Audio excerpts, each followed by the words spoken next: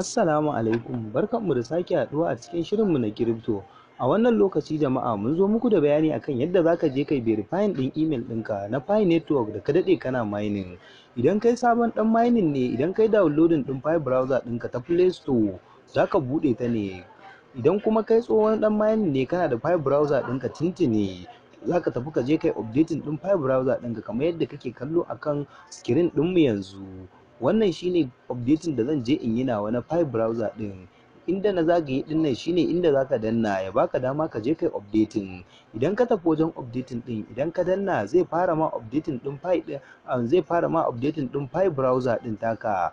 Bayan ya fara ma updating din na Pi browser din taka, yana nuni da cewar zaka je ka yi verification, yana nuni da cewar dukkan wani update application da Pi browser ta kunsa zaka gani a ciki. Gashi nan ya fara downloading din update din. Bayan ya gama gaba daya zai kuma nuna maka, bayan ya gama gaba daya zai sa maka open, wanda ta nan gurin zaka iya buɗewa ba sai ka koma kan wayarka ba. Idan ka danna wannan open din zai ɗauke kai link din ya kai ka har cikin zuwa Pi browser ɗinka, wanda daga nan ne daga cikin Pi browser din naka za ka ga duk update din abubuwan da ta kunsa a cikin ta.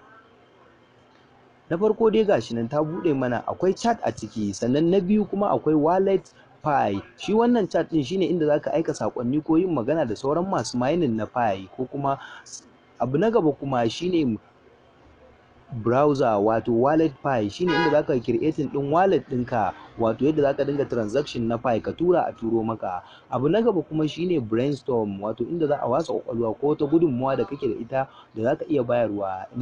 Abu na hudu kuma shine mine.py, wato yadda kake mining din coin ɗinka na Pi network kamar yadda kake a wancan app din. In ka danna shi ta kan wayar ka zai linkin da wancan app naka, ma'ana zai kai ka inda kake mining din ta kan wancan app din. Abu na gaba shine blockchain wato mainnet, wanda zamu zo mu yi muku bayanin ta a nan gaba. Ita wannan blockchain din shine inda Pi yake kasancewa standard coin. Sannan kuma abu na gaba shine develop.py, wanda inda anan ne zamu je mu verification din email ɗinmu.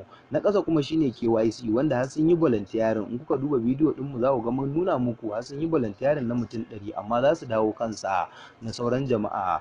To in ka shiga wannan develop din wato na shida mai kamar TV din nan, gashi nan an yi shi kamar TV, kamar kwamfuta haka, alamun cewar guri ne da zaka shiga kai kallo. To idan ka danna wannan develop.py din zai ɗauke ka link din, zai kai ka cikin develop.py din na Pi network. Gashi nan nayi alama da good, wato ma'ana nan ne inda zaka danna ya kai ka cikin wancan wajen. Idan ka danna shi zai tafi da kai ne zuwa cikin main wajen developing.py din, ma'ana inda ya kunshi dukkan wani bayanai na kan wannan yadda aka haɓaka file, wato developer partial. Daga ƙasa idan ka duba ga jan rubutu nan, in ka duba ƙasan jan rubutun kuma in ka kula sosai zaka ga cewar akwai wani blue rubutu, gashi nan ma na zagaye shi. Wannan blue rubutu shine inda zaka danna, zaka ga ya sa maka mine.5/email, ma'ana verification na email kenan. In ka danna shi link din zai ɗauke ka, zai tafi da kai ya kai ka, gashi nan yana tafiya, zai ɗauke ka ne ya tafi da kai ya kai ka inda zaka je ka sa email ɗinka,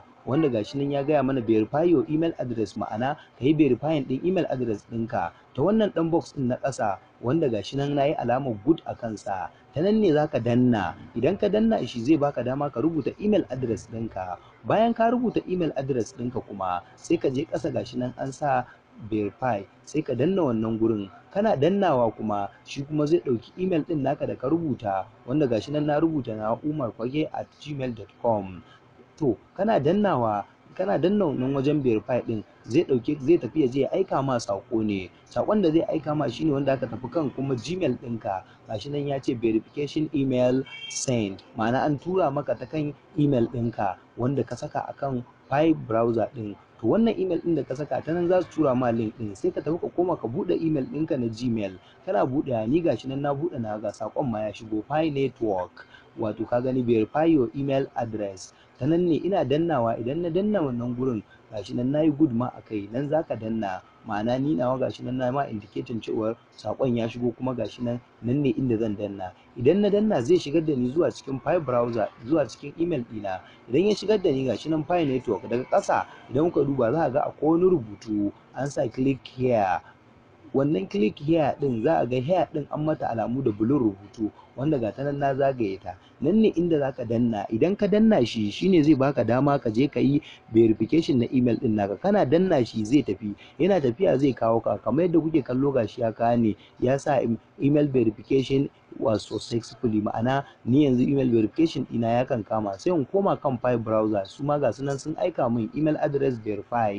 Shikenan kana yin wannan ka kammala verification na email ɗinka, kana danna shi, kana danna finish, shikenan ka gama verification na email ɗin naka. Idan ka koma kan kuma file network ɗinka, wato file application ɗin da kake mining, idan ka koma ta kansa ka je ka shiga profile, za a ga ya baka cewar daga ƙasa inda aka sa phone number verification kai, Facebook verification kai, daga ƙasa kuma za a ga ya sa maka email address verify, ma'ana verification na uku kafin ya kama na password. Wannan shine yadda ake verification din email. Kamar yadda kuke kallon hoton nan gashi mainnet is ready, shine wanda muka ce zamu zo mu bayanin sa a nan gaba, yadda mutane ya kamata su fahimci meye mainnet din nan, kuma sannan wani irin tsare-tsare da kuma abubuwa ya shigo da shi, wanda daga nan ne Pi zai kasance mana kuɗi insha Allah. Allah ya bamu sa'a, ya bamu nasara. Sai ku yi mana like da subscribe don samun wasu bidiyo namu da muke kawo muku. Wassalamu alaikum wa rahmatullahi ta'ala wa barakatuhu. Sai kun sake jin mu insha Allah.